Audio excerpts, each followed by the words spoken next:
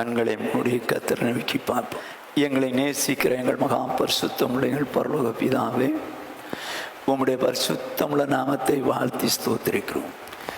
கிருபையும் இரக்கமுள்ள தேவனே ஸ்தோத்திரிக்கிறோம். இந்த மாலை வேளையிலும் கூட நாங்கள் உம்முடைய சன்னிதானத்தில் கூடி வந்திருக்கிறோம். இந்த நாளில் நாங்கள் கற்றுக்கொள்ள வேண்டியதை கற்றுக்கொள்ள உணர்வுதாரும், வாழ்வதற்கு கிருபைதாரும்.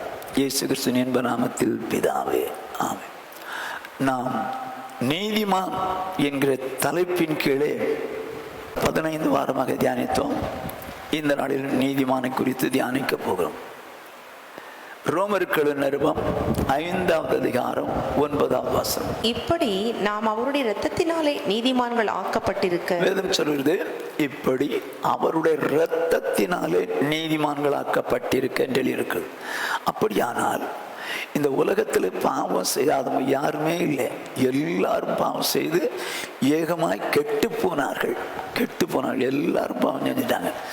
அப்படி இருக்க தங்கள் கிரியைகளினாலே யாரும் நீதிமானாக முடியாது. அதற்காக தேவன் தம்முடைய குமாரனாய் இயேசுவை இந்த உலகத்திற்கு அனுப்பினார். குமாரன் நமக்கு அடிக்கப்பட்டார், இரத்தம் சிந்தினார், மரித்தார், 3ஆம் நாள் உயிரோடு எழுப்பினார். யார் ஒருவர் மனஸ்தாப்பட்டு, ஆண்டவரே நான் ஒரு பாவி, என் பாவங்களெல்லாம் மன்னிப்பீராக, உடைய இரத்தத்தினால் என்னை கழுவீராக என்று சொல்லி மன்னிப்பு கேட்கும்போது இயேசு தம்முடைய இரத்தத்தினாலே நம்மை கழுவி சுத்தமாக்குகிறார். அப்படி சுத்தமாகும் போது நாம் நீதிமான்களாக்கப்பட்டிருக்கிறோம் என்று சொல்லி எழுதியிருக்கிறது. ஆகிலும் வேதம் என்ன சொல்லு? தீத்துவின் புஸ்தகம், தீத்து 3வது அதிகாரம் 6வது வசனம். தமது கிருபையினாலே நாம் நீதிமான்கள் ஆக்கப்பட்டு, தமது கிருபையினாலே நீதிமான்களாக்கப்பட்டு, நம்முடைய ஞானத்தினாலேயோ இல்லை நம்முடைய செயலினாலோ நீதிமானாக்கப்படவில்லை. இயேசு கிறிஸ்துவின் இரத்தத்தினால் நீதிமான்களாக்கப்பட்டோம். அதோடு மாத்திரமல்ல, கிருபையினாலே நீதிமான்களாக்கப்பட்டோம். எப்படியா? 5ஆம் வசனம் சொல்லுது, நாம் செய்த நீதியின் கிரிகள் நிமித்தம் அவர் நம்மை ரட்சியாமல் தமது இரக்கத்தின்படியே மறுஜன்ம முழுக்கினாலும் பரிசுத்த ஆவியுடைய புதிதாக்குதலினாலும் நம்மை ரட்சித்தார். என்ன சொல்றாரு? நாம் செய்த நீதியின் கிரிகளின் நிமித்தம் அவர் நம்ம ரட்சிக்கல. எல்லாரும் நாம செஞ்சோம் கிரிய, இப்படிலாம் செஞ்சேன் அப்படிலாம் செஞ்சேன், அதனால தான் ஆண்டவர் என்னை மாத்திட்டார். நோ, எந்த மனுஷனுடைய நற்கிரிகளினாலும் நாம் நீதிமான்களாக முடியாது. வேணா எல்லா மனுஷன் சொல்லலாம், நான் இந்த கிரியை செய்கிறேன் அந்த கிரியை, அதனால அவங்க நீதிமான்கள் அல்ல. இயேசு கிறிஸ்துவின் இரத்தத்தினால் கழுவப்படணும். அதே நேரத்தில் ஆண்டவருடைய இரக்கத்தின்படி மறு ஜென்ம முழுக்கினால், அப்படின்னா என்ன? ஞான ஸ்நானத்தினால மறு ஜென்ம முழுக்கு, ஞான ஸ்நானத்திலும் பரிசுத்த ஆவியினுடைய புதிதாக்கம் நம்மை ரட்சித்தார். இவ்விதமாய் கிருபையினாலே நாம் நீதிமான்களாக்கப்பட்டோம் என்று வேதம் சொல்லுது. ஆகவே யார் ஒருவர் மனம் திரும்பி பாவம் மன்னிப்புக்கென்று ஞானஸ்நானம் பெற்று பரிசுத்தாய் பெறுகிறார்களோ அவர்கள் நீதிமான்கள். இதை குறித்து கடந்த முறை வாசித்து தியானித்த போது வேதத்திலே சங்கீதம் 146:8, குருடனின் கண்களை கர்த்தர் திறக்கிறார், மடங்கடிக்கப்பட்டவர்களை கர்த்தர் தூக்கி விடுகிறார், நீதிமான்களை கர்த்தர் சிநேகிக்கிறார். இப்போ வேதம் சொல்லுது, நீதிமான்களை கர்த்தர் சிநேகிக்கிறார். கர்த்தர் நீதிமான்களை சிநேகிக்கிறார். அப்படியானால் நீதிமான்களை எப்போ சிநேகிப்பார்? ஆண்டவர் சொல்றாரு, என்னை சிநேகிக்கிறவளை நான் சிநேகிப்பேன். அப்போ இந்த நீதிமான்கள் ஆண்டவரை சிநேகிக்கிறவர்களாக இருக்க வேண்டும். ஆண்டவரிடத்தில் அன்பு கூறுறவங்களா இருக்க வேண்டும். ஆண்டவரிடத்தில் அன்பு கூறுறவன் என்ன செய்வான்? பாவத்தை வெறுத்துருவான். 2வது வசனத்தின்படியே வாழ்வான். இயேசு சொன்னார், ஒருவன் என்னில் அன்பா இருந்தால் என் வசனத்தை கேட்கணும். அப்போ ஆண்டவரை நேசிக்கிறவன் ஒன்று பாவத்தை வெறுத்துருவான். பாவம் ஒன்று தெரிஞ்சிச்சுன்னா வெறுத்துருவான். 2 வசனம் ஒன்று சொன்ன உடனே நான் கீழ்ப்படுகிறேன்னு சொல்லி கீழ்ப்படுவான். இதெல்லாம் ஆண்டவரை நேசிக்கிறவன். ஆனால் ஒருவேளை ஒரு விசுவாசி தவறு பண்ணிட்டான், மனம் திரும்பி அந்த பாவங்களெல்லாம் ஆண்டவர்கிட்ட ஒப்பு கொடுக்குறான். நான் இப்படி பண்ணிட்டேன் ஆண்டவரே, இப்படி செஞ்சுட்டேன் ஆண்டவரே, என்னை மன்னிச்சிங்க ஆண்டவரே அப்படின்னா என்ன செய்வாரா? மனப்பூர்வமாய் நேசிப்பாராம். அவன் எப்படி திரும்பணும்? வார்த்தை கொண்டு திரும்பணும். நான் இப்படி பண்ணிட்டேன், நடந்தது உண்மைதான், இப்படி செஞ்சுட்டேன் அப்படின்னு மனப்பூர்வமாக ஆண்டவர்கிட்ட அர்ப்பணிச்சா அவர் எப்படி திரும்புவாரா? மனப்பூர்வமாய் அவர் நேசிக்கிறவராக இருக்கிறார் என்று சொல்லி பார்த்தோம். அதோடு மாத்திரமல்ல, வேதம் சொல்கிறது, ஆண்டவரிடத்துல அன்பா இருந்து அவர் வெளிப்படுத்துகிற காரியத்துக்கு கீழ்ப்படியும் போது இன்னும் என்ன செய்வாராம்? நம்மை நேசமாயிருந்து இன்னும் தம்முடைய வார்த்தையை நமக்கு வெளிப்படுத்துவார் என்று சொல்லி பார்த்தோம். கடைசியில் என்ன தியானிச்சோம்?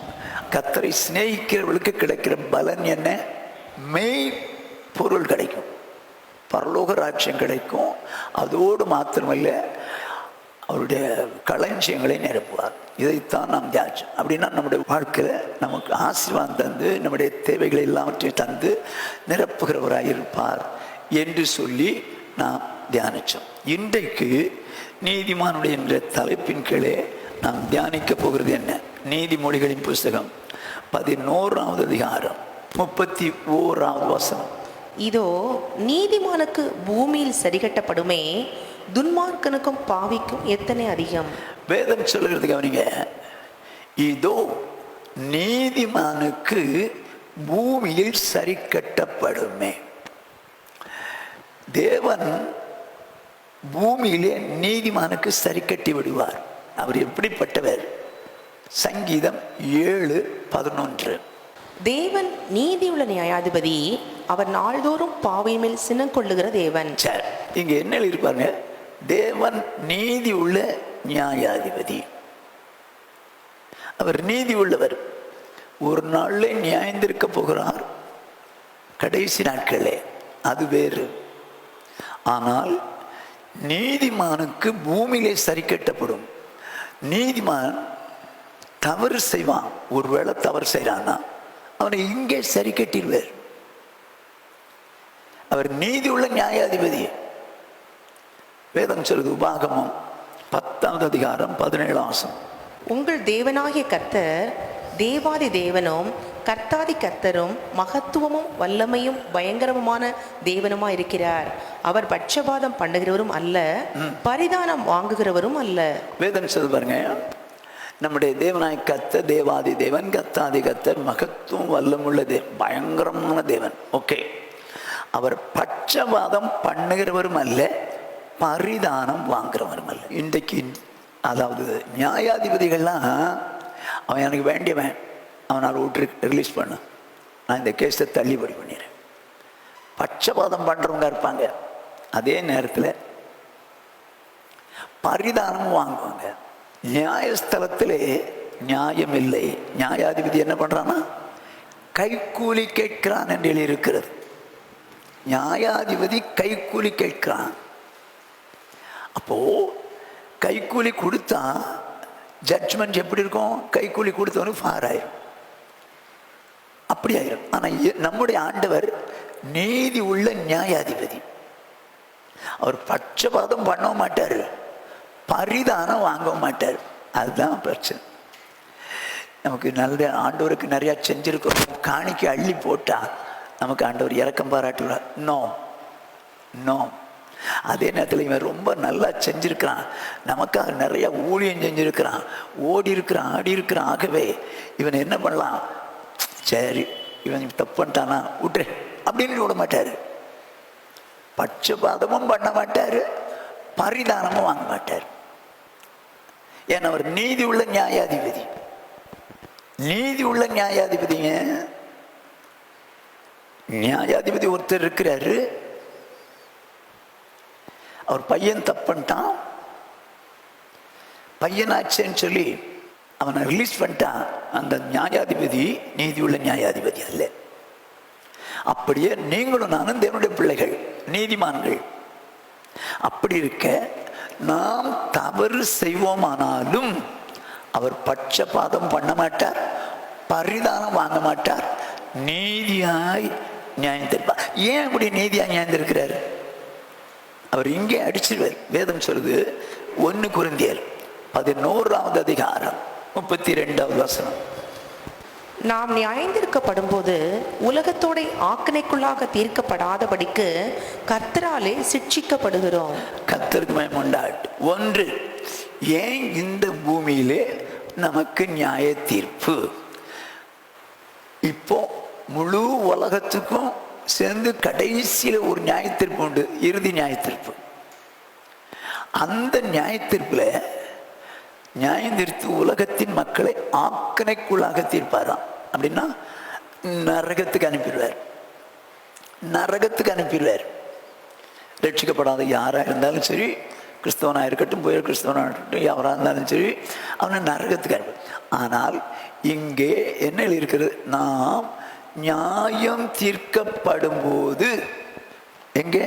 அந்த நியாய தீர்ப்பில் நியாயம் தீர்க்கப்படும் போது உலகத்தோடு கூட, அப்படின்னா ரட்சிக்கப்படாத உலகத்தார் இருக்கிறாங்களே, அவங்களோடு கூட ஆக்கினைக்குள்ளாக, நரகத்துக்கு உள்ளாக, தண்டனைக்கு உள்ளாக தீர்க்கப்படாதபடிக்கு இங்கே கர்த்தரால் சிட்சிக்கப்படுகிறோம். இங்க அடிச்சிடார், அவர் நீதி உள்ள நியாயாதிபதி. நம்ம பிள்ளைகள் தான். ஆனால் பிள்ளைகளை அவர் பட்சபாதம் பார்க்க மாட்டார், பரிதானம் வாங்க மாட்டார். அங்கே போய் அந்த நியாயம் தீர்த்து ரட்சிக்கப்படாதவங்களை ஆக்கினைக்குள்ள தள்ளுறாருல நரகத்தில், அந்த இடத்துக்கு இவங்க போயிடக்கூடாது.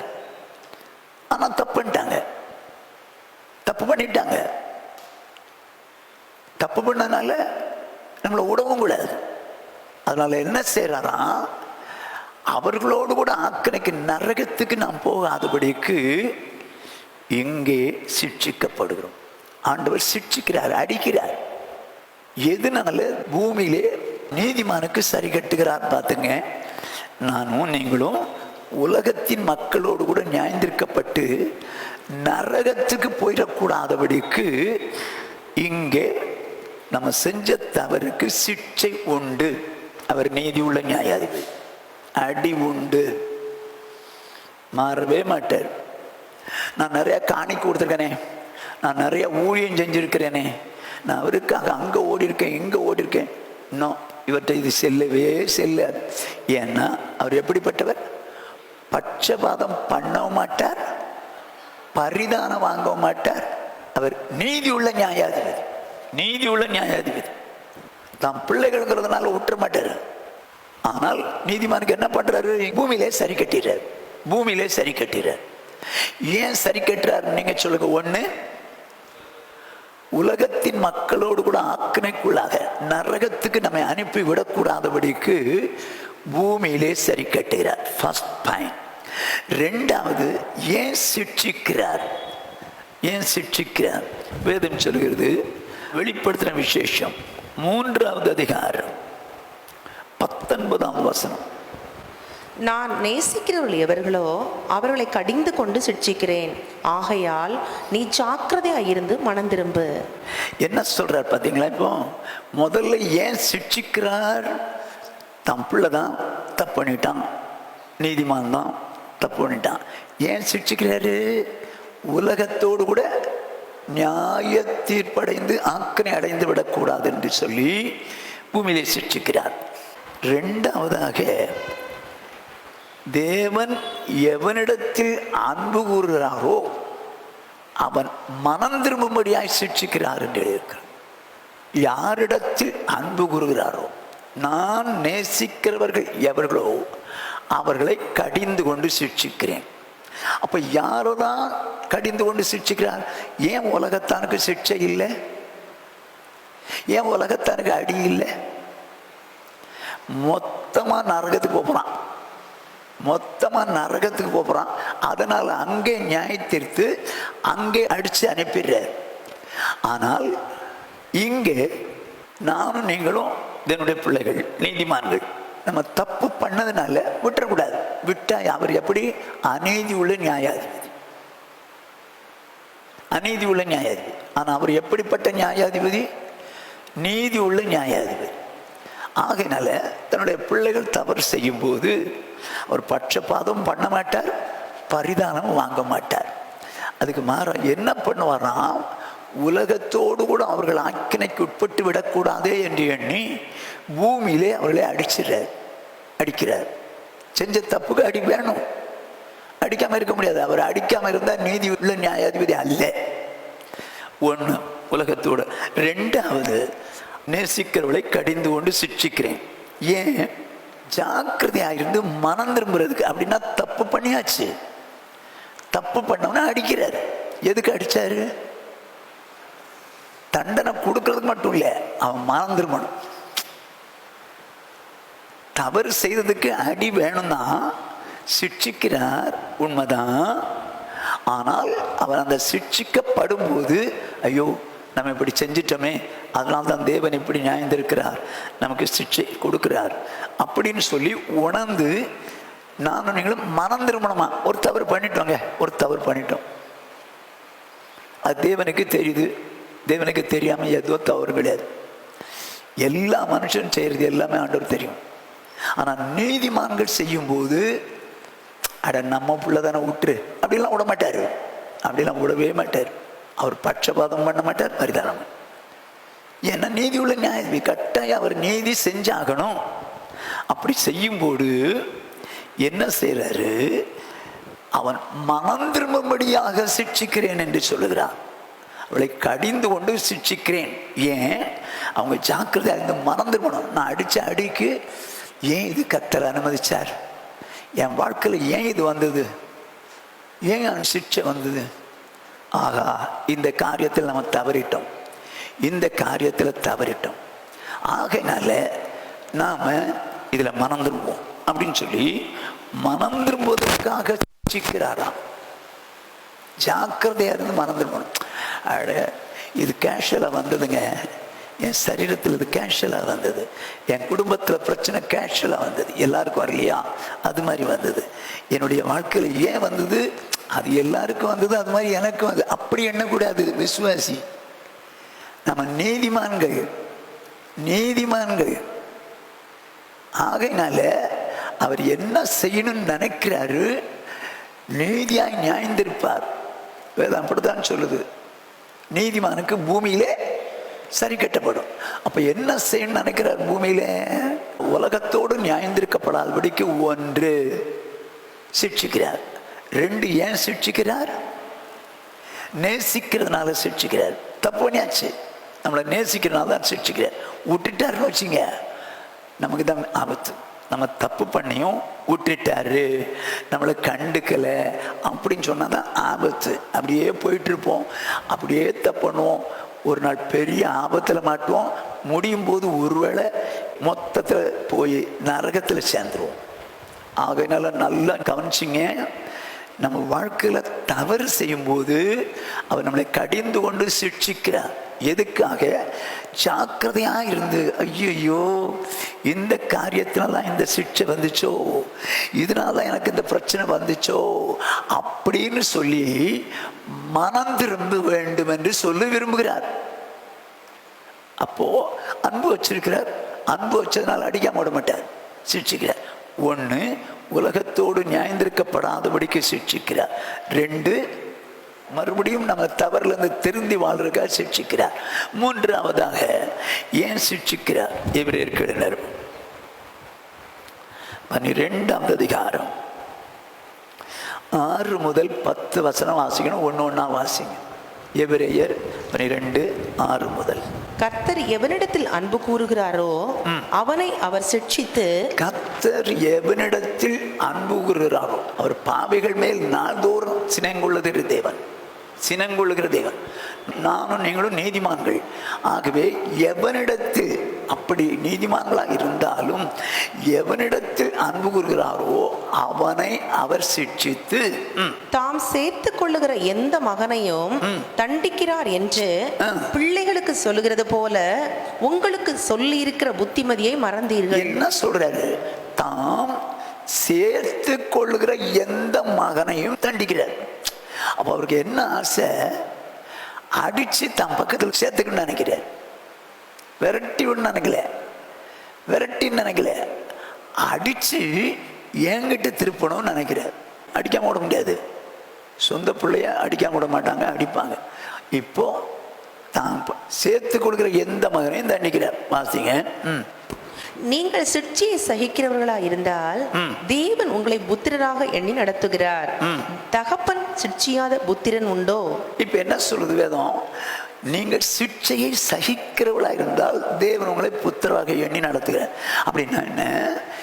சிற்சை வரும்போது நிறைய பேர் என்ன பண்ணிடுவாங்கன்னா, என்னடா ஆண்டவர்கிட்ட வந்தா என்னை எப்படி அடிக்கிறீர், இப்படிலாம் குடும்பத்தில் கஷ்டம் வருது, என் சரீரத்தில் பிரச்சனை வருது அப்படின்னு ஓடுறவங்க உண்டு.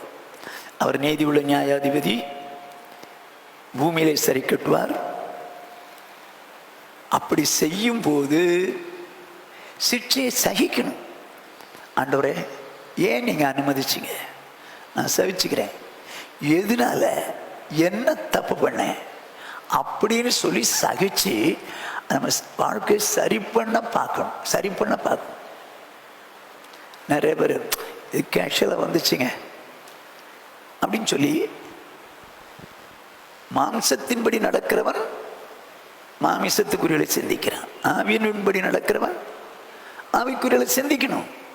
நம்மெல்லாம் தேவனுடைய பிள்ளைகள், நீதிமான்கள், ஆவிக்குரியபடி சிந்திக்கணும். ஏன் ஆண்டவரே இது வந்தது, ஏன் அனுமதிச்சிங்க அப்படின்னு சொல்லி சிந்திச்சு, அது சரீரமாக இருக்கட்டும், பணப்பிரச்சனையாக இருக்கட்டும், குடும்ப பிரச்சனையாக இருக்கட்டும்,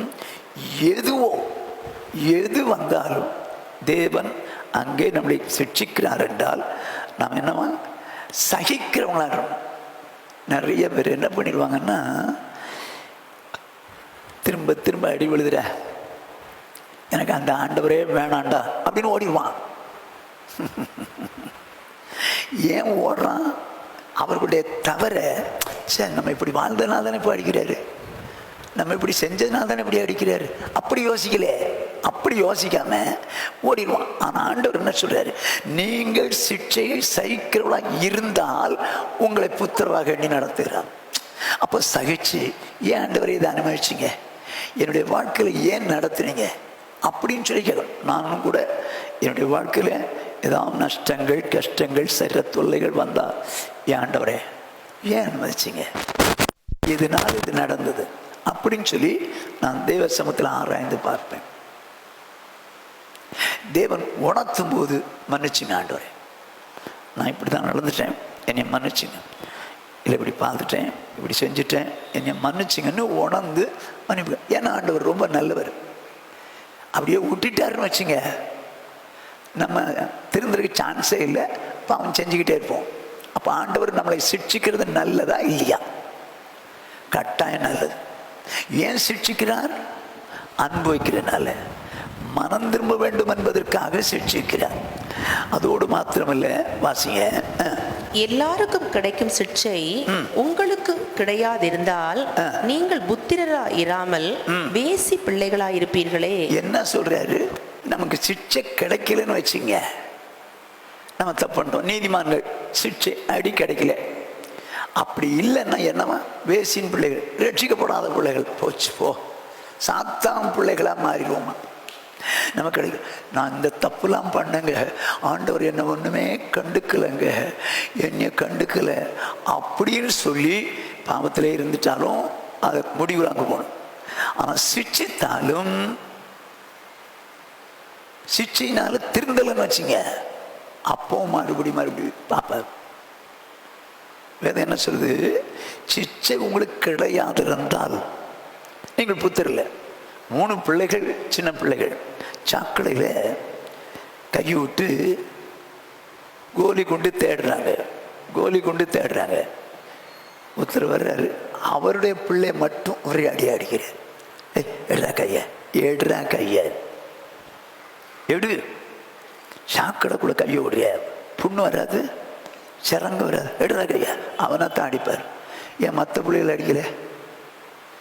தான் பிள்ளவர், அவன் ஏன் பிள்ளை, அவனுக்கு எந்த தீமை வரக்கூடாது. பிள்ளைதான், அவன் சாக்கடைக்குள்ள கை விட்டுட்டான், சரி எழுந்திரிப்பா. அவன் அடிச்சாருன்னா, ஓஹோ இது தவறு, சாக்கடைக்குள்ள கை போடுறது தவறு அப்படின்னு சொல்லி அவன் வாழ்க்கையில திருந்துவான். அந்த பிள்ளைகளை சிட்சிக்கல. ஏன் தெரியுமா? அது யாரு பிள்ளையோ, யார் பிள்ளையோ அதனால தான் அடிக்கல. அப்போ உலகத்தார் அடிக்க மாட்டார். அவர் மொத்தத்தில் நரகத்தில் கொண்டு விட்டுருவார். அதே நேரத்தில் நாம் நீங்களும் சிட்சிக்கப்பட்டு திருந்தலைன்னு வச்சுங்க, போடா நீங்களும் போங்கடா அப்படின்னு விட்டுருவார். வேதம் என்ன சொல்லுது? அடுத்த வசனம், அன்றியும் நம்முடைய சரீரத்தின் தகப்பன்மார்கள் நம்மை சிட்சிக்கும் போது அவர்களுக்கு நாம் அஞ்சி நடந்திருக்க நாம் பிழைக்கத்தக்கதாக ஆவிகளின் பிதாவுக்கு வெகு அதிகமாய் அடங்கி நடக்க வேண்டும் அல்லவா? பெற்றோர் நம்மை சிட்சிக்கும் போது அவர்களுக்கு அஞ்சி நடந்திருக்க. இப்போ ஒரு பையன் இருக்கிறான், அவனை படிக்க சொல்றாரு உங்க அப்பா, அவன் படிக்கல, அடிச்சிட்டாரு படுறான் ஒழுங்கா. இப்போ அடிச்ச உடனே அவன் என்ன பண்றான்? அவங்களுக்கு அஞ்சி நடக்கிறான். அப்படின்னா பரலோகத்தில் அவரோடு கூட பிழைக்கத்தக்கதாக ஆவிகளின் பிதா வெகு அதிகமாய் அடங்கி நடக்கணும். அப்படின்னா அடிச்சாருன்னா, ஆண்டவரே என்னை சிரிச்சதுக்காக ஸ்தோத்திரம் சொல்லி சரியாக பார்க்கணும். நம்மளை நேசிக்கிறாருங்க. நேசிக்கிறதுனால தான் என்ன செய்யறாரு? சிட்சிக்கிறாரு. பிழைக்கத்தக்கதாக பரலோகத்தில் பிழைக்கிற அவரோடு கூட பிழைக்கும்படிக்கு தான் வெகு அதிகமாய் நம்ம அடங்கி நடப்பதற்கு சிட்சிக்கிறார். வாசிங்க அடுத்த வசனம். அவர்கள் தங்களுக்கு நலமென்று தோன்றினபடி கொஞ்ச காலம் சிட்சித்தார்கள். இவரோ தம்முடைய பரிசுத்தத்துக்கு நாம் பங்குள்ளவர்கள் ஆகும் பொருட்டு நம்முடைய பிரயோஜனத்துக்காகவே நம்மை சிட்சிக்கிறார். என்ன சொல்றாரு? நம்முடைய பிரயோஜனத்துக்காகவே சிட்சிக்கிறார். எதுக்காக சிட்சிக்கிறாரா? அவருடைய பரிசுத்தத்துக்கு நம் பங்குள்ளவர்களாக பொருட்டு. ஏன் அடிச்சாரு? இதுல நம்ம எந்த வசனத்தின்படி வாழணும், எந்த வசனத்து கீழ்ப்படியில அப்படின்னு சொல்லி பார்த்து அந்த வசனத்தின்படி வாழும்போது அவருடைய பரிசுத்தம் கிடைக்குது. சத்தியத்தினால் அவர்களை பரிசுத்தமாக்கும். அப்போ வசனம் தான் நம்மளை பரிசுத்தாக்கும். அப்போ என்ன செய்யணும்?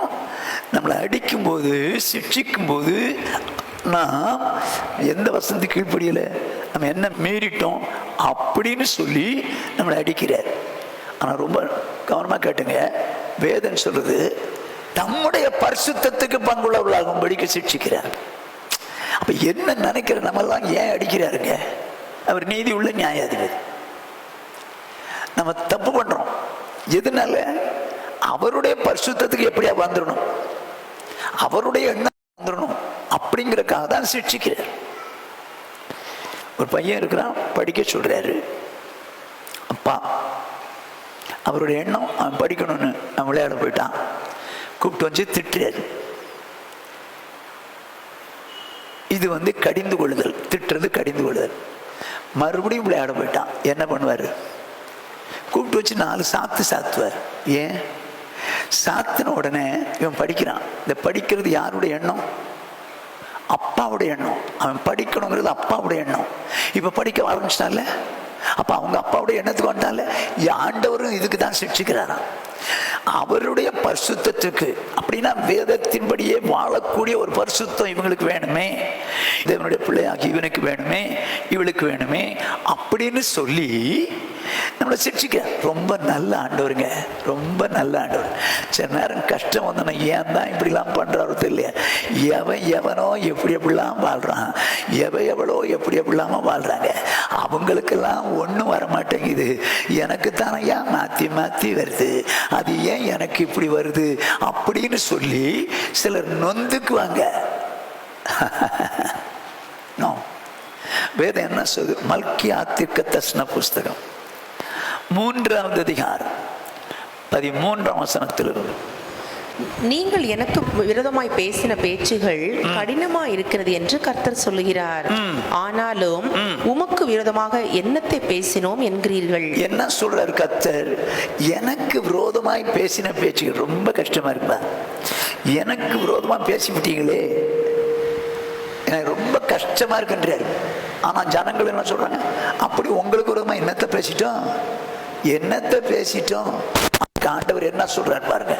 தேவனை சேவிப்பது விருதா, அவருடைய கட்டளைகளை கை கொள்ளுகிறதுனாலும் சேனைகளின் கர்த்தருக்கு முன்பாக துக்கித்து நடக்கிறதுனாலும் என்ன பிரயோஜனம்? இவங்க சொல்றது என்னவா, தேவனை சேவிக்கிறதே வேஸ்ட்டுப்பா, அவருடைய வசனத்தின்படி கை கொள்றதும் வேஸ்ட்டுப்பா அப்படின்னு சொல்லி சேனைகளின் கர்த்தருக்கு முன்பாக துக்கித்து நடக்கிறதுனால என்ன பிரயோஜனம்? அவரை சேவிக்கிறது வேஸ்ட்டு, வசனப்படி வாழ்றது வேஸ்ட்டு, அவருக்கு முன்பாக நம்ம துக்கித்து அப்படி உச்சித்து அப்படிங்கிறதும் வேஸ்ட்டு, நடக்கிறதுனால என்ன எனக்கு பிரயோஜனம்? இப்போதும் அகங்காரிகளை பாக்கியவான்கள் என்கிறோம், தீமை செய்கிறவர்கள் திடப்படுகிறார்கள், அவர்கள் தேவனை பரீட்சை பார்த்தாலும் விடுவிக்கப்படுகிறார்களே என்று சொல்லுகிறீர்கள். என்ன சொல்றாரு என்று சொல்லுகிறீர்கள்? என்ன சொல், நம்ம அவரை சேவிக்கிறது வேஸ்ட். அவரை சேவிச்சதுனால என்னத்தை கண்டோம்? என்னத்தை கண்டோம்?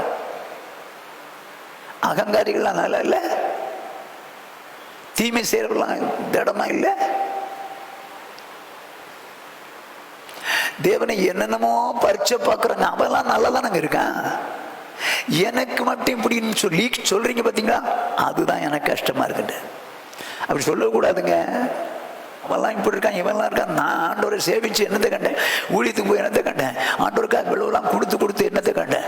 ஆண்டவருடைய காரியத்தில் முன்னால் இருந்து என்னத்தை கண்டேன்? சொல்லக்கூடாது, சொல்லக்கூடாது. அப்போ அவர் அநீதி உள்ள நியாயாதிபதி, நம்ம உத்தமர்களா?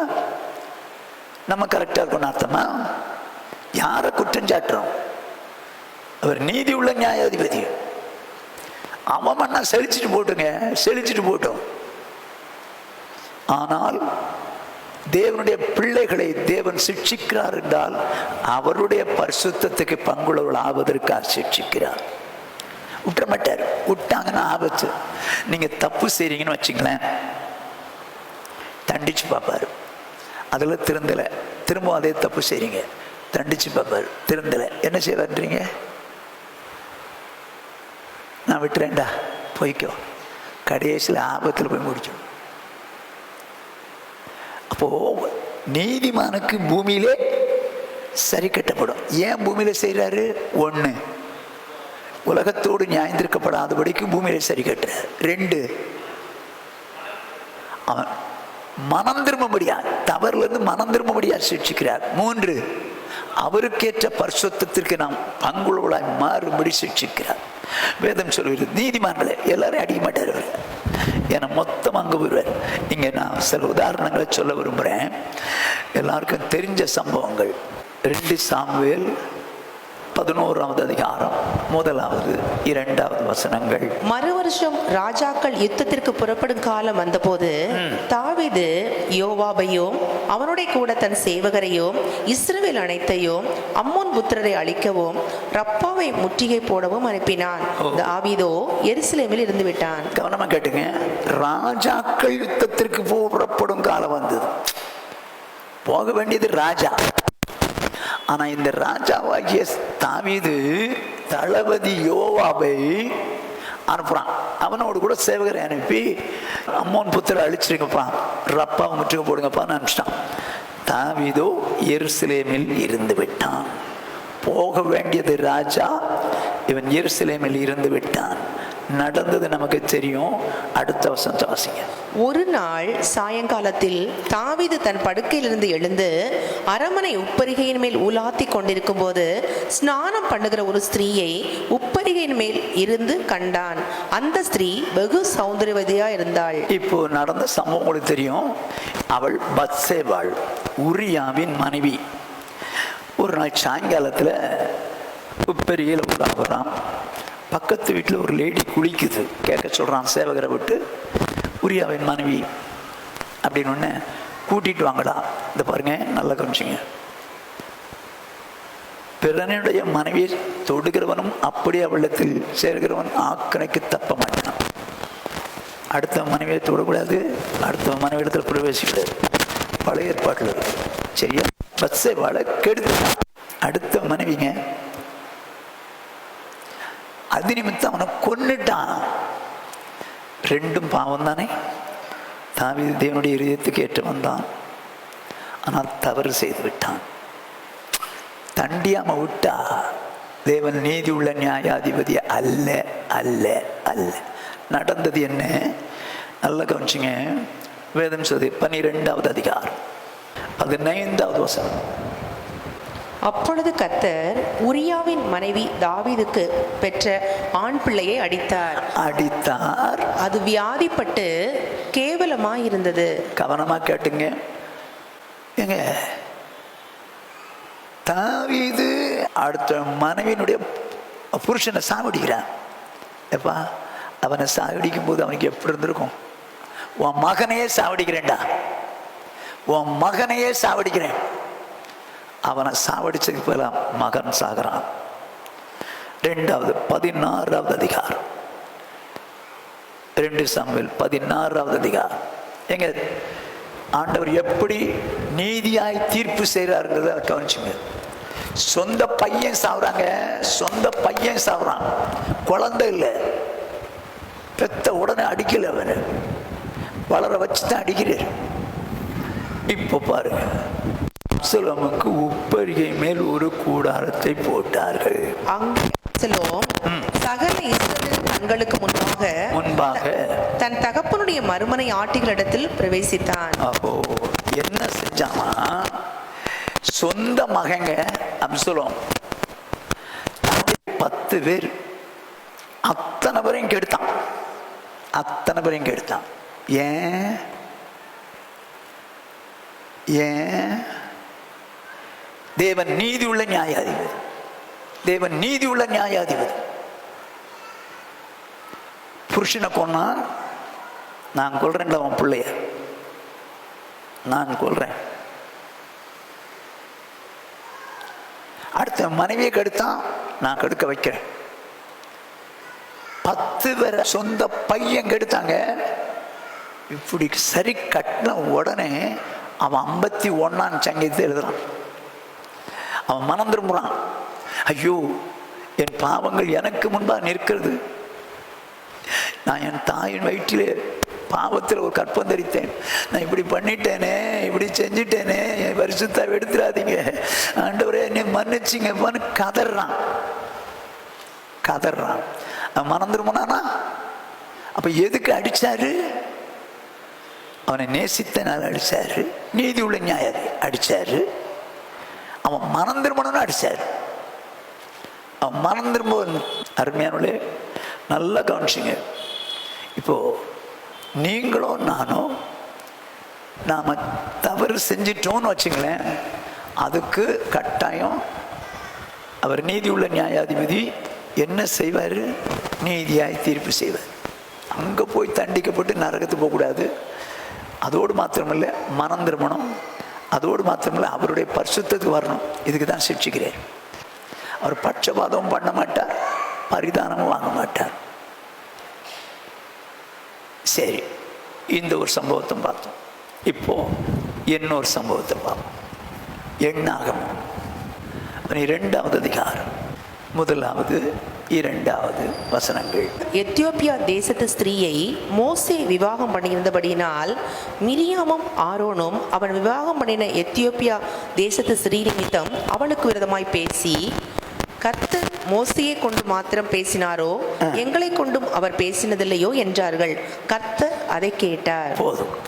மோசைக்கு விரோதமாய் பேசின்னு முந்தின வாசனம் இருக்கும்.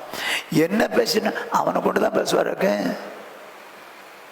நாங்களும் தீர்க்கதரிசி தானே, ஆசிரியர் தானே, அப்படிங்கிற எண்ணத்தில் யாருக்கு விரோதமாக பேசிட்டாங்க? மோசேக்கு விரோதமாக பேசிட்டாங்க. கர்த்தர் கோபம் வந்துருச்சு. மோசே நீ, மிரியாம் நீ, ஆரோன் நீ, 3 வருவாங்க. 3 வந்த உடனே ஒரு குறிப்பிட்ட இடம் வந்துச்சுது. மோசே இங்கே நில்லு, நீங்கள் 2 வருவாங்க. இவங்க 2 பேரையும் உள்ள கூப்பிட்டு லெஃப்ட் அண்ட் ரைட் வாங்குறாரு. என்ன சொல்ற? யாரை பார்த்து பேசுறீங்க? மோசே நான் அப்படிப்பட்டவன? நான் முகமுகமாக பேசுறவன் தெரியுமா உனக்கு? அவனை மாதிரி ஊழியக்காரன் கிடையாது. யாரை பார்த்து அவனை குற்றப்படுத்துற? அவன் ஏன் ஊழியக்காரன்? பேசுறதுக்கு உனக்கு என்ன ரைட்ஸ் இருக்கு? என்ன ரைட்ஸ் இருக்கு? பேசுனது தப்பு தான். உடனே என்ன நடக்குதுன்னு பாருங்க, வாசிங்க 9:10. கர்த்தருடைய கோபம் அவர்கள் மேல் மூண்டது. இப்போ கர்த்தர் அவங்கள விட்டு விலகிட்டாருங்க, அவங்கள விலகிட்டாரு. கர்த்தருடைய கோபம் அவர்கள் மேல் மூண்டது. யார் மேல? ஆரோன் அவங்க அக்கா. அவர் போய்விட்டார். மேகம் கூடாரத்தை விட்டு நீங்கி போயிற்று. மேகம் கூடாரத்தை விட்டு நீங்கி போயிற்று. மிரியாம் உறைந்த மலையின் வெண்மை போன்ற குஷ்டரோகி ஆனாள். ஆரோன் மிரியாமை பார்த்தபோது அவள் குஷ்டரோகியா இருக்க கண்டான். ஐயோ ஐயோ, வெண்மையான குஷ்டம் பிடிச்சிருச்சு. இது வரைக்கும் நல்லதானே இருந்தா, இது வரைக்கும் நல்லதானே இருந்தா, திடீர்னு சொல்லி குஷ்டம் வந்துருச்சு, வெண்குஷ்டம். ஏன்? கர்த்தர் கோபப்பட்டார். என் தாசனாகி மோசே குறித்து பேசுறதுக்கு உங்களுக்கு என்னடா ரைட்ஸ்? என்ன ரைட்ஸ் இருக்கு? அவனை பார்த்து பேசுறீங்க. கோபப்பட்டவனை போயிட்டாரு. இவளோ வெண்குஷ்டம் உள்ளவளாய் மாறினா.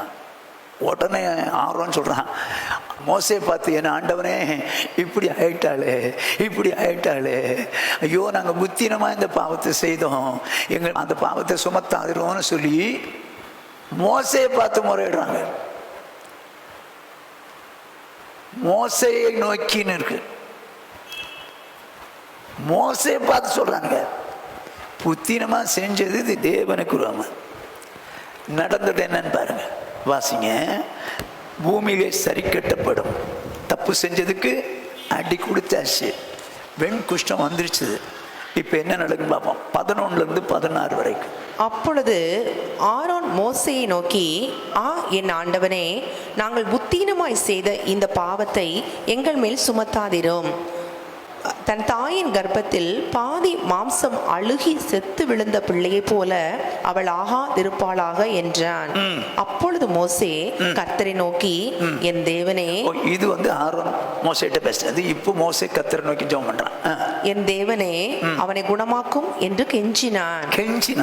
கர்த்தர் மோசேயை நோக்கி, அவள் தகப்பன் அவள் முகத்திலே காரி துப்பினது உண்டானால் அவள் 7 நாள் வெட்கப்பட வேண்டாமோ? அது போலவே அவள் 7 நாள் பாளையத்துக்கு புறம்பே விலக்கப்பட்டிருந்து பின்பு சேர்த்து கொள்ளப்பட கடவுள் என்றார். இப்ப என்னாச்சு? ஒரு தகப்பன் மகா தப்பு பண்ணிட்டானு அப்படின்னு முகத்துல காரி துப்புனா 7 நாள் வெளியே இருக்கணும். அதுபோல அவள் 7 நாள் பாளையத்துக்கு புறம்பே விலக்கப்பட்டிருந்து பின்பு சேர்த்து கொள்ளப்பட வேண்டும் சொல்ற. இப்ப 7 நாள் வெளியே போ, வெளியே போ அப்படின்னு 7 நாள் அனுப்பிச்சாரு கர்த்தர். எங்க அவ ஒரு தீர்க்கதரிசிங்க, ஆனால் அவளோ தம்பி தானே அப்படிங்கிற மாதிரி நினைச்சு பேசிட்டானா நம்ம தெரியல. கர்த்தர் பார்த்தாரு, பாளையத்துக்கு புறம்பு அனுப்பு. அப்படியே மிரியாம் 7 நாள் பாளையத்துக்கு புறம்பே விலக்கப்பட்டிருந்தாள். மிரியாம் சேர்த்து கொள்ளப்பட மட்டும் ஜனங்கள் பிரயாணம் பண்ணாதிருந்தார்கள். வேற வழி இல்லை. 7 நாள் மேகம் போயிடுச்சு, அவ பாளையத்துக்கு புறம்பா போயிட்டா, ஜனங்கள் புறப்பட முடியல. பின்பு ஜனங்கள் ஆசரோத்திலிருந்து புறப்பட்டு பாரான் வனாந்தரத்திலே பாளையம் இறங்கினார்கள். 7 நாள் முடிஞ்சோன்னு வந்துடுறா, அதுக்கப்புறம் புறப்படுறாங்க. நான் எதுக்கு சொல்ல வரேன்னா, ஒரு சிக்ஷைங்க. யாருக்கு? மிரியாமுக்கு ஒரு சிக்ஷை. அவள் தேவனுடைய தீர்க்கதரிசி தான், ஆனாலும் கவலைப்படல ஆண்டவர். நீ பேசினது தப்பு தான், அது உன் தம்பியா இருந்த உனக்கு என்ன? ஏன் மனுஷன் என்னுடையவன், அவனை பேசுறதுக்கு உனக்கு என்னடா ரைட் இருக்கு? உனக்கு என்னமா ரைட் இருக்கு அப்படின்னு அடிச்ச உடனே இவன் 7 நாள் கழிச்சு சுகமான பிறகு எங்க வந்தாங்க? பாளையத்துக்கு வந்தாங்க. பாளையத்துலேருந்து இப்போ புறப்பட்டுருச்சு. ஸோ 7 நாள் அப்போ உணர்ந்துட்டா, ஐயோ நம்ம தப்பு பண்ணிட்டோன்னு. அப்போது பூமியிலே நீதிமானுக்கு சரி கட்டப்படும். பூமியிலே. ஆனால் அது நல்லதுதானா? நம்ம தப்பு செஞ்சு நமக்கு நஷ்டம் வருதுன்னா, அவன்லாம் பண்ணலையா இவெல்லாம் பண்ணலையான்னு சொல்லாதீங்க. எனக்கு வந்ததுக்காக ஸ்தோத்திரம். நான் எதில் சரியாகும்? இந்த வேதனை வந்ததுக்கு காரணம் என்ன? நான் எதில் சரியான? என் பெருமையா, இல்லை நான் தவறாக பேசிட்டேனா, தவறாக நடந்தேனா, எதனால அப்படின்னு சொல்லி திருந்த தெரியணும். அவரை போல பரிசுத்தம் அடையிறதுக்கு தான் சொல்கிறார், மனம் திரும்புறதுக்கு தான் சிக்ஷிக்கிறார். நீதிமானுக்கு பூமியிலே சரி கட்டப்படும். இன்னொரு சம்பவத்தை சொல்கிறேன், எல்லாருக்கும் தெரிஞ்ச சம்பவம் தான் சொல்கிறேன். யோனா தீர்க்கதரிசியின் புஸ்தகம் 1 அதிகாரம் 1 முதல் 4 வசனங்கள். அம்மித்தாயின் குமாரனாகிய யோனாவுக்கு கர்த்தருடைய வார்த்தை உண்டாகி, அவர், நீ எழுந்து மகா நகரமாகிய நினைவேக்கு போய் அதற்கு விரோதமாக பிரசங்கி, அவர்களுடைய அக்கிரமம் என் சமூகத்தில் வந்து எட்டினது என்றார். என்ன சொல்றாரு? நீ போப்பா, நினைவேக்கு போ, அவங்க அக்கிரமம் என் சமூகத்தில் வந்து எட்டிச்சு, அதனால அவங்களுக்கு ரொம்ப பிரசங்கம் பண்ணு, போ சுவிசேஷம் சொல்லிட்டு வா அப்படின்னு சொல்றாரு. ஆனா நடக்கிறது பாருங்க. அப்பொழுது யோனா கர்த்தருடைய சமூகத்தினின்று விலகி தர்ஷீஷுக்கு ஓடி போகும்படி எழுந்து, எங்க அவன் எங்க போய் சொல்றாரு? நினிவேக்கு போய் சொல்றாரு. இவன் என்ன பண்றான்? தர்ஷீஷுக்கு ஓடுறாங்க, தர்ஷீஷுக்கு ஓடுறான். ஒரு கப்பல்ல ஏறி கூலி கொடுத்து யோப்பாவுக்கு போய் தர்ஷீஷுக்கு போகிற ஒரு கப்பலை கண்டு கூலி கொடுத்து தான் கர்த்தருடைய சமூகத்தினின்று விலகும்படி அவர்களுடைய தர்ஷீஷுக்கு போக கப்பல் ஏறினான். கர்த்தர் சமுத்திரத்தின் மேல் பெருங்காற்றை வரவிட்டார். அதனால் கடலிலே கப்பல் உடையும் என்று நினைக்கத்தக்க பெரிய கொந்தளிப்பு உண்டாயிற்று. என்னாச்சு? இப்ப அவன் ஒரு கப்பல்ல ஏறிட்டான். மேலேருந்து பார்க்குற ஆண்டவர் பார்த்தாரு, என்னடா நீங்க நீ எனக்கு மறைஞ்சு எங்கே போயிட முடியும்? எங்கே போயிட முடியும்? நான் உன்னை போக சொன்னது எங்கே? ஜனங்கள் பாவத்தில் இருக்காங்க, போய் உணர்த்துன்னு சொல்லி பிரசங்கம் பண்ணுன்னு சொன்னா நீ பாட்டுக்கு எங்கே போகிற? யோப்பாவுக்கா போகிற? அப்படின்னு சொல்லி ஒரு பெரிய கொந்தளிப்பு உண்டாக்கிட்டாருங்க. கப்பல் உடையுமோன்னு பயப்படுறாங்க. அந்த அளவுக்கு ஒரு நிலைமை உண்டாயிற்று. அப்படி நிலைமையில் எல்லாரும் பொருளை தூக்கி போட்டாங்க. ஒன்று நடக்கிற. அப்புறம் யாரால் வந்துச்சுது இந்த காரியம் அப்படின்னு சீட்டு போட்டு பார்த்தா யோனாவால் வந்துச்சு. அவன் நிம்மதியாக தூங்கிட்டு இருக்கான், கவலையே இல்லை. நம்ம தப்பு பண்ணிட்டோமே, இப்படி ஒரு சம்பவம் நடந்துச்சு அப்படின்னு அவனுக்கு தெரியும் பாருங்களேன் எப்படின்னு சொல்லி. ஏன்னா கேட்குறாங்க, அவன் பேரில் சீட்டு விழுந்துருச்சு. சீட்டு விழுந்தவுடனே நீ யாருன்னு கேட்டா, வானத்தையும் பூமியும் படைத்த தேவனுடைய மனுஷன். ஐயா, டைட்டில் நல்லா தான் இருக்கு. இப்போ இது மாதிரி உன் பேரில் சீட்டு நான் தான், காரணம் நான் தான்.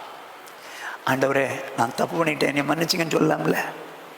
அவனுக்கு ரியலைஸ் பண்ணவோ ரிப்பன் பண்ணவோ முடியல. நான் தான் சொல்கிறான், என்னையால் தான் வந்துச்சு, என்னையை தூக்கி கடலில் போடுங்கன்றான். நான் எப்போவுமே சொல்லுவேன், இவனே குதிக்க வேண்டியது தானே. இவன் குதிச்சா தற்கொலை, நேரம் நரகம். அடுத்தவன் தூக்கி போட்டால் கொலை, இவன் பரலோகத்துக்காக போயிடலாம். அதனால என்னை தூக்கி கடலில் போடுங்க அப்படின்றான். இவங்களும் என்ன பண்ணாங்க தெரியுமா? 1 2 3 4 டப்புன்னு தூக்கி போட்டாங்க. இவனுக்கு என்ன நினைப்பு? கடலில் போனோன்னா செத்துருவான். கத்தர் பார்த்து இருப்பாங்களா, ஏய் நீ இதுலேருந்து தப்புனியா? பெரிய மீனுக்கு கட்டளையிட்டார். அது வாயத்திறணும். இப்படியே உள்ளே போனான். உள்ளே போனால் ஃபோம் பெட்டு மாதிரி இருக்குது குடல். ஐயையோ எங்கேயோ வந்து மாட்டிட்டேன்டா. இப்போ குழு குழு குழு குழு குழுன்னு இருக்குது. உள்ளே வந்துட்டான். மீனால் சாப்பிடவும் முடியல, மீனால் தூங்கவும் முடியல, ஈவனாலையும் முடியல. இப்போ புத்தி வருது பாருங்க. அப்போவே போயிருக்கலாம்ல. தேவன் பட்சபாதம் பண்ணுகிறவர் அல்ல, பிரசங்கம் பண்ண போடா அப்படின்னு சொன்னான். நான் முடியாது. இப்போ என்ன நடக்குதுன்னு பாருங்க, வாசிங்க 2வது அதிகாரம் 1 4. அந்த மீனின் வயிற்றிலிருந்து யோனா தன் தேவனாகிய கர்த்தரை நோக்கி விண்ணப்பம் பண்ணி. இப்போ புத்தி வருது பாருங்க. அப்பவே ஒழுங்கா போயிருக்கலாம், போகாதனால சிக்ஷை, கடல் கொந்தளிப்பு, அதோடு மாத்திரங்களை தூக்கி போட்டாங்க. மீன் வயிற்றுக்குள்ள மாட்டிக்கிட்டான். என்ன பண்ணனு இவனாலேன்னு தெரியல. சாகவும் முடியல, வாழவும் முடியாது. இப்போ அவன் மீன் வயிற்றிலிருந்து யோனா தேவனாய கர்த்தரை நோக்கி விண்ணப்பம் பண்றான். என்னன்னு பாருங்க. என் நெருக்கத்தில் நான் கர்த்தரை நோக்கி கூப்பிட்டேன். இப்ப எனக்கு நெருக்கம் வந்துச்சு. ஐயோ இப்படி நெருக்கப்படுகிறேனே, மீன் வயிற்றுக்குள்ள இப்படி நெருக்கப்படுறேனேன்னு சொல்லி கர்த்தரை நோக்கி கூப்பிட்டான். அவர் எனக்கு உத்தரவு அருளினார். நான் பாதாளத்தில் வயிற்றில் இருந்து கூக்குரலிட்டேன். ஆண்டவரே இப்படி பண்ணிட்டேன், நமக்கு ரோமா பண்ணிட்டேனே, தப்பு பண்ணிட்டேனே அப்படின்னு கூக்குரலிட்டேன். நீர் என் சத்தத்தை கேட்டீர். சமுத்திரத்தின் நடு மையமாகிய ஆழத்திலே நீர் என்னை தள்ளிவிட்டீர். நீரோட்டம் என்னை சூழ்ந்து கொண்டது. உம்முடைய வெள்ளங்களும் அலைகளும் எல்லாம் என் மேல் புரண்டது. நான் உமது கண்களுக்கு எதிரே இராதபடிக்கு தள்ளப்பட்டேன். ஆகிலும் இன்னமும் உம்முடைய பரிசுத்த ஆலயத்தை நோக்குவேன் என்றேன். இப்ப மீன் வயிற்றுக்குள்ள இருந்து கதறாங்க. மீன் வயிற்றுக்குள்ள நான் தப்பு பண்ணிட்டேன், அதனால நீங்க இப்படி பண்ணிட்டீங்க, ஐயோ என்னை காப்பாத்துங்கப்பான்னு கதறான். ரியலைஸ் பண்றான், மனம் திரும்புறான். என்ன நடக்குது? 10ஆம் வசனம். கர்த்தர் மீனுக்கு கட்டளையிட்டார், அது யோனாவை கரையிலே கக்கிவிட்டது. என்னவா? மீனுக்கு கட்டளையிட்டார், அது யோனாவை கரையிலே கக்கிச்சு. அவன் திரும்ப நினைவேக்கு போய் பிரசங்கம் பண்றான். அருமையானே, இப்ப இந்த யோனாவை கர்த்தர் சிட்சிக்கிறார். ஆண்டோடைய வார்த்தைக்கு கீழ்ப்படியாதனால சிட்சிக்கிறார். என்னதான் வந்தாலும் நான் வேணா சாவுறதுக்கு தயார் அப்படிங்கிற மாதிரி போறான். அப்பவும் விடலை, சாவும் விடலை, போச்சு போ. அந்த சூழ்நிலையிலையும் மீன் வயிற்றுக்குள்ள அனுப்பிச்சுட்டார். அனுப்பிச்சது அங்கிருந்து கூப்பிடுறான், ஆண்டவரே ஐயா என்னை காப்பாத்துங்க, நான் தப்பு பண்ணிட்டேன், ஐயா என்னை காப்பாத்துங்கன்னு கதறினான். கர்த்தர் மீனுக்கு கட்டளையிட்டார். வெளியே வந்தான். தேவன் சொன்னபடி நினைவேக்கு போயிட்டான், பிரசங்கம் பண்ண போயிட்டான். எங்க அவர் நீதி உள்ள நியாயாதிபதிங்க. யோனா ஒரு தீர்க்கதரிசி. அவன் தவறு செய்தாலும் அவனுக்குரிய தண்டனை அவன் அனுபவிச்சு தான் ஆகணும். ஏன்னா அவர் நம்முடைய தேவன் நீதி உள்ள நியாயாதிபதி. நீதிமானுக்கு பூமியிலே சரி கட்டப்படும், பூமியிலே சரி செஞ்சிருவார். இப்போ உங்களுக்கோ எனக்கோ பிரச்சனை வந்துச்சு, நம்ம தப்பு பண்ணிட்டோம், பிரச்சனை வந்துச்சுன்னா நம்ம சரி பண்ற நினைக்கிறாருன்னு அர்த்தம். அதுல எதுனால வந்துச்சோ, எவனுக்கு வரலையா, அதெல்லாம் அது மாதிரி நமக்கு வந்துச்சுப்பா விடுப்பா அப்படின்னு சொல்லக்கூடாது. அது மாதிரி சொல்லக்கூடாது. நம்ம ஏன் வந்ததுன்னு ஆராய்ந்து பார்த்து அதில் நம்ம என்ன பண்ணோம்னா சரி பண்ண பார்க்க தெரியும். எல்லாருக்கும் தெரிஞ்ச சம்பவம். இப்போ மோசையை பார்த்து ஜனங்கள் முறுமுறுக்கிறாங்க, தண்ணி குடிக்க இல்லையேன்னு சொல்லி. உடனே மோசை ஆண்டவர்கிட்ட நோக்கி சொல்கிறான். உடனே ஆண்டவர் சொல்கிறார், மோசை நீ கோல் எடுத்து போ, மலையை பார்த்து பேசினார். வாசிங்க, எல்லாருக்கும் தெரிஞ்ச சம்பவம். எண்ணாகமம் 20ஆம் அதிகாரம் 7வது 8வது வசனம். கர்த்தர் மோசையை நோக்கி, நீ கோலை எடுத்துக்கொண்டு நீயும் உன் சகோதரனாகிய ஆரோனும் சபையாரை கூடி வரச் செய்து அவர்கள் கண்களுக்கு முன்னே கன்மலையை பார்த்து பேசுங்கள். அப்பொழுது அது தன்னிடத்தில் உள்ள தண்ணீரை கொடுக்கும். இப்படி நீ அவர்களுக்கு கண்மலையிலிருந்து தண்ணீர் புறப்பட பண்ணி சபையாருக்கும் அவர்கள் மிருகங்களுக்கும் குடிக்க கொடுப்பாய் என்றார். அப்பொழுது பண்ணான் தெரியுமா? கண்மலையை பார்த்து பேசு, கோலை எடுத்துக்கப்பா, கோலை எடுத்துக்கோ, ஆனால் கண்மலையை பார்த்து பேசுனாரு. ஆனால் முதல் விஷயம் என்ன பண்ணாரு? அடிக்க சொன்னார். 2வது கோலை வச்சுக்கோ, ஆனால் பேசினார். இவன் என்ன நினைச்சா அந்த நீ கோலை வேற கொண்டு போக சொல்றாரு அப்படின்னு சொல்லிட்டு பட்டாரம் அடிச்சுட்டான். அடிச்ச உடனே தண்ணி வந்துடுச்சு. ஆனால் ஆண்டவர் என்ன சொல்றாரு பாருங்க, வேதம் என்ன சொல்லுது? இப்போ ஒரு பட்சபாதம் பண்றவர் இல்லை, பரிதானம் வாங்குறவர் இல்லை, நீதி உள்ள நியாயாதிபதி. 11வது 12வது வசனம். தன் கையை ஓங்கி கண்மலையை தன் கோலினால் 2 தரம் அடித்தான். உடனே தண்ணீர் ஏராளமாய் புறப்பட்டது. சபையார் குடித்தார்கள், அவர்கள் மிருகங்களும் குடித்தது. பின்பு கர்த்தர் மோசேயையும் ஆரோனை நோக்கி, இஸ்ரவேல் புத்திரரின் கண்களுக்கு முன்பாக என்னை பரிசுத்தம் பண்ணும்படி நீங்கள் என்னை விசுவாசியாமற் போனபடியினால் இந்த சபையாருக்கு நான் கொடுத்த தேசத்திற்குள் நீங்கள் அவர்களை கொண்டு போவதில்லை என்றார். முடிச்சுட்டார். சிக்ஷை எப்படி வருதுன்னு பாருங்க. கானானுக்கே போக முடியலங்க. பாலும் தேனும் ஓடுகிற கானானுக்கு கூட்டி போக வேண்டியவன் கானானுக்கே போகல. பரலோகத்துக்கு போல நான் சொல்ல வர மாட்டேன். அவன் அடைய வேண்டிய பாலும் தேனும் ஓடுகிற நல்ல தேசத்தை அவன் அடைய முடியவில்லை. அவன் பரலோகத்துக்கு போயிருப்பானா? போயிருப்பாங்க. ஏன்னா மருவ மலையில் இயேசுவோடு கூட மகிமையில் பேசுகிறான். அவனை அடக்கம் பண்ணதே ஆண்டவர் தான். ஸோ அவன் மகிமை அடைஞ்சான், அதே நேரத்தில் பரலோகம் போவான்.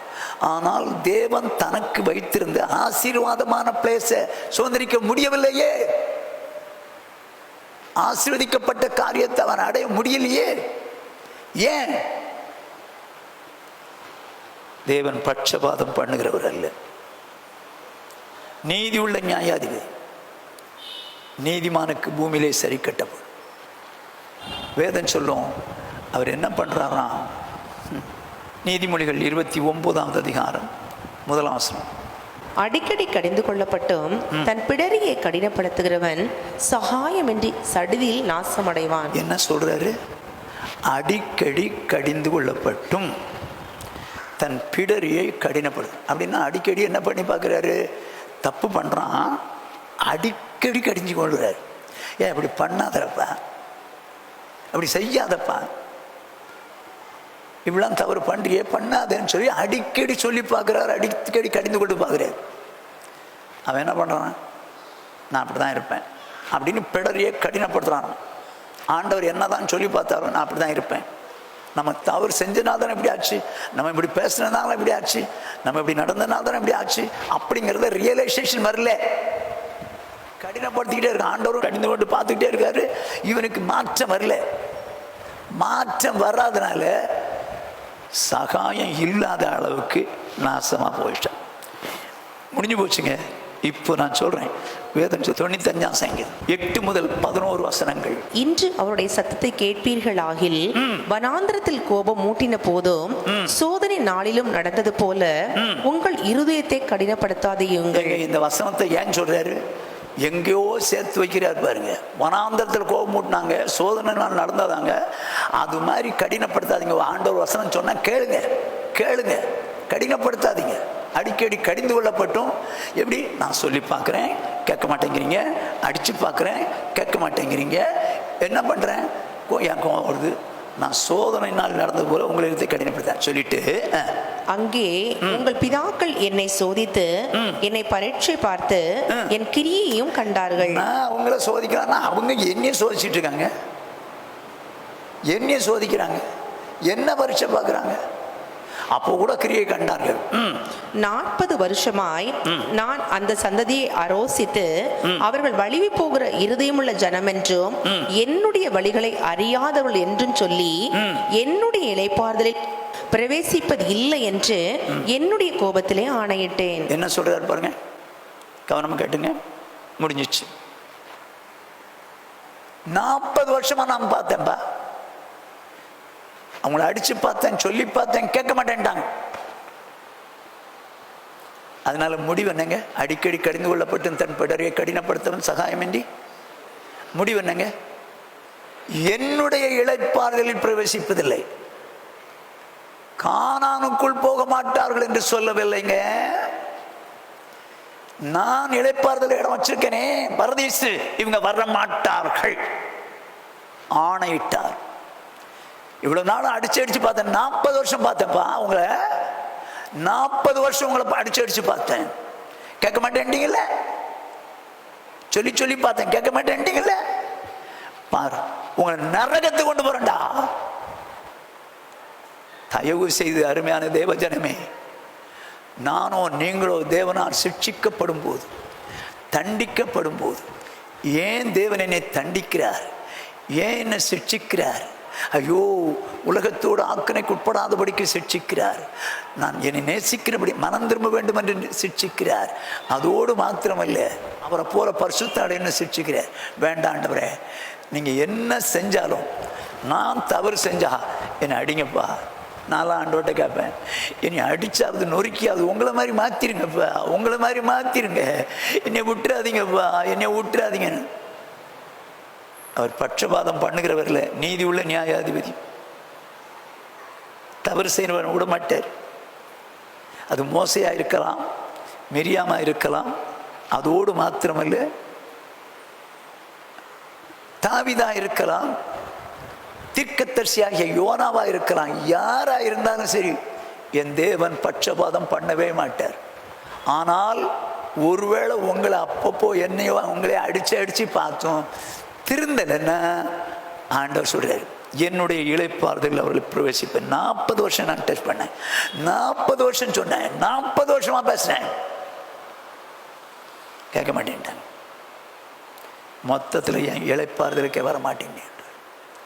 அந்த நிலைமை சபையாராகிய நமக்கு வரக்கூடாது. ஆண்டவர்கிட்ட எல்லாரும் சொல்ல போகிறோம், ஆண்டவரே என்ன தவறு நான் செஞ்சாலும், அறியாமல் செஞ்சனோ துணிகரமாக செஞ்சனோ, என்னை மன்னிச்சிங்கப்பா, என்னை மன்னிச்சிங்க ஆண்டவரே. என் வாழ்க்கையில் பிரச்சனை வரும்போது நான் அதை ரியலைஸ் பண்ணி ரிப்பன் பண்ணி உங்கள்கிட்ட திரும்புறதுக்கு எனக்கு ஒரு உணர்வு தாங்க ஆண்டவரே. உலகத்தோடு ஆக்கினைக்குள்ளாக தீர்க்கப்படாதபடிக்கும் நீர் என்னை நேசிக்கிறபடினாலும், ஆண்டவரை மனம் திரும்புவதற்காக நேசிக்கிறபடினாலும், உண்மை போல நான் பரிசுத்தை அடைவதற்காகவும் என்னை சிக்ஷிக்கிறீங்க தேவனே. என்னை ஒப்பு கொடுக்குற ஆண்டவர். எல்லாரும் முழங்கால் படிக்கலாமா? முழங்கால் படிட்டு ஆண்டவர்கிட்ட கேட்கலாமா? என்னை பாருங்கப்பா, என்னை பாருங்க தேவனே.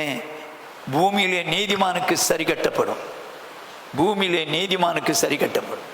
ஆண்டவர்கிட்ட சொல்லுங்க, ஆண்டவரே நான் நீதிமானாக இருக்கிறேன், எந்த தவறு செய்தாலும் என்னை இங்கே தண்டிச்சிருங்க, இங்கே என்னை சரி பண்ணிருங்க. என்னை ஒப்பு கொடுக்குறேன் ஆண்டவரே, என்னை ஒப்பு கொடுக்குறேன். விட்டுறாதீங்கப்பா, இஸ்ரவேல் ஜனங்களை மாதிரி என்னை விட்டுறாதீங்க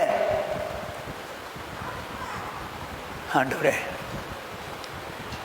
நான் தவறு செய்கிற தவறுக்கு எனக்கு ஒரு தண்டனையை நான் உணர்ந்து மனம் திரும்பி இயேசுவை போல மாறுறதுக்கு என்னை அர்ப்பணிக்கிறேன், என்னை ஒப்பு கொடுக்குறேன்னு சொல்லி ஒப்பு கொடுப்போம். கர்த்தர் நமது ஜெபத்தை கேட்டு அப்படியே செய்வாராக. சாம்சன் ஜெபிப்பார்.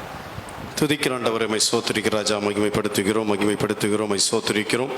மகா பரிசுத்தமுள்ள அன்பின் ஆண்டவரை, கிருபையாய் கொடுத்து ஆசீர்வதிக்கப்பட்ட வேலைக்காய் நன்றி இந்த இதயத்தோடு துதிக்கிற ராஜா, மை சோத்திரிக்கிறோம். திருப்பாத்த முத்த சேர்த்த நாளில் நாங்கள் மீண்டும் சமூகத்தில் கடந்து வந்து விடத்தை ஆராய்ந்து பார்க்கும்படி கர்த்தர் தந்த நல்ல வேலைக்காக நன்றி செலுத்துகிறோம். நீதிமான்கள் தலைப்பின் கீழாய் எங்களோடு நீர் ஆண்டவரே, நீதிமான் யார் என்று சொல்லி நீதிமானுடைய காரியங்களை எங்களோடு ஆண்டவரே நீர் திட்டம் தெளிவாய் ஊழியக்காரை கொண்டு பேசி வருகிற எல்லா வார்த்தைகளுக்காக கோடாக்கூடிய நன்றியும் சோத்திரத்தை தகப்பனே. இந்த நாள் ஆண்டவரே, நீதிமானுக்கு பூமியிலே சரி கட்டப்படும் என்று சொல்லியிருப்பட்ட அந்த வார்த்தையின்படி ஆண்டவரே, நீதிமானை குறித்து ஆண்டவர் எப்படியெல்லாம் ஆண்டவரே நீதிமானுக்கு பூமியிலே சரி கட்டப்படும் என்று சொல்லி நீர் எங்களோடு பேசினீரே, நன்றி செலுத்துகிற ஆண்டவரை துதிக்கிறப்பா. என் தேவனாய் கர்த்தர் நீர் பட்சபாதம் பண்ணுகிற தேவன் அல்ல, நீ பரிதானம் வாங்குகிற தேவன் அல்ல என்று சொல்லி நாங்கள் பார்க்கிறோமே. நீ நீதியுள்ள நியாயாதிபதியா நீதி செய்கிற தேவனா இருக்கிறபடினால உமக்கு நன்றி செலுத்துகிறோம். மைசோத்திருக்கிற ராஜா உடைய நாமத்தை உயர்த்தி மையப்படுத்துகிறோம். தகப்பனே மைசோத்து, நாங்கள் உலகத்தோடு ஆக்கினுக்குள்ளாக தீர்க்கப்படாதபடிக்கு நீர் பூமியிலே சிட்சிக்கிறேன் என்பதை நாங்கள் அறிந்து ஆண்டவரே, நாங்கள் எங்கள் சிட்சிக்கும் போது அந்த சிட்சை நாங்கள் அற்பமாய் எண்ணாதபடி கர்த்தாவே, நாங்கள் ஆண்டவரே எதற்காய் தேவனாய் கர்த்தர் சிட்சையை அனுமதிக்கிறார் என்பதை ஆண்டவரே நாங்கள் உணர்ந்து அந்த ஆண்டவரை சிட்சிக்கிற வேலையில் ஆண்டவரே நாங்கள் மனம் திரும்பத்தக்கதாய் என் தேவனாய் கர்த்தர் உதவி செய்யும்படியா ஜெபிக்கிறப்பா. ஆண்டவரே தகப்பன் யாரை நேசிக்கிறவர்களை சிட்சிக்கிறான்னு சொல்லப்பட்டிருக்கிறபடி ஆண்டவரே தகப்பன் சிட்சியாத புத்திரன் உண்டோ என்று சொல்லி நாங்கள் பார்க்கிறோமே. ஆண்டவரே நீங்கள் சிட்சை எங்கள் வாழ்க்கையில் அனுமதிக்கும் போது கர்த்தாவே நாங்கள் அதை ஆண்டவரை அறிந்து புரிந்து ஆண்டவரே எங்களுடைய காரியங்கள் நாங்கள் மனம் திரும்பத்தக்கதான கிருபை தரும்படியாய் இந்த வேளை எங்களை முற்றிலுமாய் அர்ப்பணிக்கிறோம். ஆண்டவரே மை சோத்திருக்கிற ராஜா, ஆண்டவரே உலகத்தோடு நாங்கள் ஆக்கினுக்குள்ளாக தீர்க்கப்படாதபடி என் தேவனாய் கர்த்தர் பூமியிலே சிட்சிக்கிறேன் என்பதை நாங்கள் அறிந்து புரிந்து ஆண்டவரே நாங்கள் சிட்சையிலிருந்து ஆண்டவரே அந்த பாவத்திலிருந்து கர்த்தர் நாங்கள் மனம் திரும்பத்தக்கதாக கர்த்தர் உதவி செய்ய முடியாது ஜெபிக்கிறப்பா. ஆண்டவரே நீ சிட்சிக்கும் போது எதற்காய் சிட்சிக்கிறேன் என்பதை நாங்கள் ஆண்டவரை உணர்ந்து கொள்ளத்தக்கதான கிருபை தரும்படியாய் ஜெபிக்கிறப்பா. நாங்கள் ஆண்டவரே எங்கள் பாவத்திலிருந்து மனம் திரும்படியாய் கர்த்தரை சிட்சிக்கிறீர் என்று சொல்லி நாங்கள் பார்க்கிறோமே. தகப்பனே, ஒருவேளை ஆண்டவரே நாங்கள் பிரியமில்லாத காரியங்களை செய்யும் போது தேவனாய் கர்த்தர் சிட்சையை அனுமதிக்கிறீர். ஏனென்றால் ஆண்டவரே நாங்கள் மனம் திரும்ப வேண்டும் என்று சொல்லி நீங்கள் சிட்சை அனுமதிக்கிறீர்கள் நாங்கள் பார்க்கிறோமே.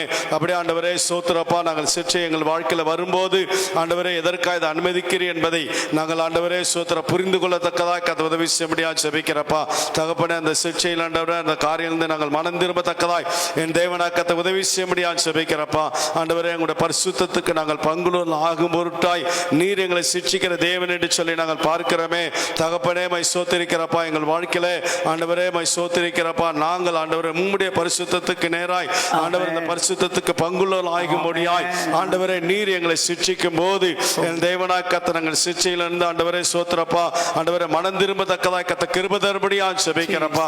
தகப்பனே நீர் யார் எப்படியெல்லாம் சிட்சித்தீர் என்று சொல்லி அநேக சாட்சிகள் மூலமாய் எங்களோடு பேசினீரே, நன்றி செலுத்துறப்பா. தாவீது ஆண்டவர் பிரியில்லாத காரியங்களை பட்சப்படத்தில் ஆண்டவரை பாவத்துக்கு ஈடுபடும் போது கர்த்தர் ஆண்டவரை அந்த சிட்சையை அனுமதித்தீர். அவன் ஆண்டவரை மனம் திரும்பி ஆண்டவரே அந்த சங்கீதத்தில் மனம் பொருந்தலான்னு சொல்லி நாங்கள் பார்க்கிறோமே. ஆண்டவரே மை சோத்திரிக்கிறப்பா. மோசே குறித்து நீங்கள் பார்க்கும் போது ஆண்டவரே மை சோத்திரிக்கிறப்பா. பேசி என்று சொன்ன போது அவன் அடிக்கும் போது கர்த்தாவே நீங்க அந்த வாக்குத்தத்தம் பண்ணின அந்த கானானுக்குள் பிரவேசிக்க முடியாத ஒரு சூழ்நிலை ஏற்பட்டது. மீரியாம் ஆண்டவரை மோசேக்கு விரோதமாய் பேசின மீரியாம் ஆரோனும் மோசேக்கு விரோதமாய் பேசினவர்கள் சிட்சித்தீர் என்பதை நாங்கள் பார்க்கிறோமே. தகப்பனே நன்றி ராஜா, மகிமைப்படுத்துகிறோம், சோத்திரிக்கிறோம். யோனா ஆண்டவருடைய வார்த்தைக்கு கீழ்ப்படியாத போன போது ஆண்டவர் அவனை சிட்சை அனுமதித்தீர், அந்த காரியங்களை அனுமதித்தீர் என்று சொல்லி நாங்கள் பார்க்கிறோம். அவன் மனம் திரும்பின போது கர்த்தர் மீண்டும் அவன் மேல் அன்பு கூர்ந்து ஆண்டவரே மீண்டும் ஆண்டவரை நினைவை கடந்து போகும்படியாய் கர்த்தர் உதவி செய்தீரே, நன்றி செலுத்துகிறோம். இந்த இரவில் எங்களை முற்றிலுமாய் அர்ப்பணிக்கிறோம். கர்த்தர் ஆண்டவர் எதற்காய் நீங்கள் சிட்சை அனுமதிக்கிறேன் என்பதை குறித்து நாங்கள் அறிந்து புரிந்து வாழும்படியாக கர்த்தர் கிருபை தரும். ஒரு நாளும் ஆண்டவரை எங்கள் இருதயத்தை நாங்கள் கடினப்படுத்தாதபடி அடிக்கடி கடிந்து கொள்ளப்பட்டு தன் பிடரி கடினப்படுத்துகிறவன் சகாயமின்றி சடிதிலே நாசம் அடைவான் சொல்லப்பட்டிருக்கிறதே. நீங்கள் கடிந்து கொள்ளும் போது ஆண்டவர் நீங்கள் சிட்சை அனுமதிக்கும் போது எதற்காக இதை அனுமதிக்கிறேன் என்று சொல்லி நாங்கள் ஆண்டவர் புரிந்து கொள்ள அதிலிருந்து மனம் திரும்பத்தக்க உதவி செய்யும். ஒரு நாளும் நாங்கள் எங்களுடைய இருதயத்தை கடினப்படுத்தி ஆண்டவரை கடினமாய் வாழாதபடி எங்களை பாதுகாத்துக் கொள்ளும்படி ஆட்சேபிக்கிறப்பா. கடினப்பட்டு வாழும் போது இஸ்ரவேல் ஜனங்களை குறித்து பார்க்கிறோமே. நீ ஆண்டவரே என்னுடைய இளைப்பாறுதல் பிரவேசிப்பதில் என்று சொல்லி என் கோபத்தில் ஆணையிட்டேன் மரமானாமல் இருப்பேன்னு சொல்லி இருக்கிறீங்களே. தகப்பனே நாங்கள் ஆண்டவரே ஒரு நாளும் எங்கள் இருதயத்தை கடினப்படுத்தி நீங்கள் எங்களுக்காய் வைத்திருக்கிறதான அந்த மேலான ஆசீர்வாதத்தை நாங்கள் எழுந்து போகாதபடி என் தேவனாய் கர்த்தர் எங்களை சிட்சிக்கும் போது ஆண்டவரே நாங்கள் எங்கள் இருதயத்தை எங்கள் கடினப்படுத்தாதபடி நாங்கள் சிட்சையை ஆண்டவரை எதற்கு அனுமதித்திருன்னு சொல்லி அந்த காரியங்கள் மனம் திரும்பி உமோடு ஆண்டவரை நாங்கள் நல்மனம் பொருந்தத்தக்கதாய் என் தேவனாய் கர்த்தர் உதவி செய்ய முடியாது செபிக்கிறப்பா. கேட்ட ஒவ்வொரு வசனப்படி நீங்கள் நடத்தி ஆண்டவரை முடிவிலே ராஜ்யத்துக்குள் பிரவேசிக்க உதவி செய்வீராக. இன்னும் வேதத்தில் அநேக ரகசியங்களை மறைபொருளை ஆண்டவரை தாசன் மூலம் எங்களோடு கற்றுக் கொடுக்கும்படியாக செபிக்கிறேன். கற்றுக்கொண்டு நாங்கள் நமக்கு பிரியமாய் வாழ்ந்துவிட எங்களுக்கு கிருபை தரும்படியாக எங்களை தாழ்த்தப்படுக்கிறேன். சகலவற்றை பொறுப்பெடுத்துக் கொள்ளுங்க. துதிகன மகிமை புகழ்ச்சி அனைத்து மிகு ஜாக்கிரதை உறவுக்கே செலுத்துகிறேன். மேற்படிச்சிரமான இயேசு நாம் செபிக்கிறேன் எங்கள் ஜீவனுள்ள நல்ல பிதாவே, ஆமென். என் ஆத்துமாவே கர்த்தரை ஸ்தோத்திரி, என் முழு உள்ளமே அவருடைய பரிசுத்த நாமத்தை ஸ்தோத்திரி. என் ஆத்துமாவே கர்த்தரை ஸ்தோத்திரி, அவர் செய்த சகல உபகாரங்களை மறவாதே. நம்முடைய கர்த்தராகிய இயேசு கிறிஸ்துவினுடைய கிருபையும் பிதாவாகிய தேவனுடைய அன்பும் பரிசுத்த ஆவியானுடைய ஐக்கியமும் அன்யோன்யம் ஆறுதலும் சமாதானமும் இன்றும் என்றும் நம் அனைவரோடும் உலகில் உள்ள சகல பரிசுத்தங்களோடு இருந்து காப்பதாக. ஆமென். ஹல்லேலூயா, ஹல்லேலூயா, ஹல்லேலூயா.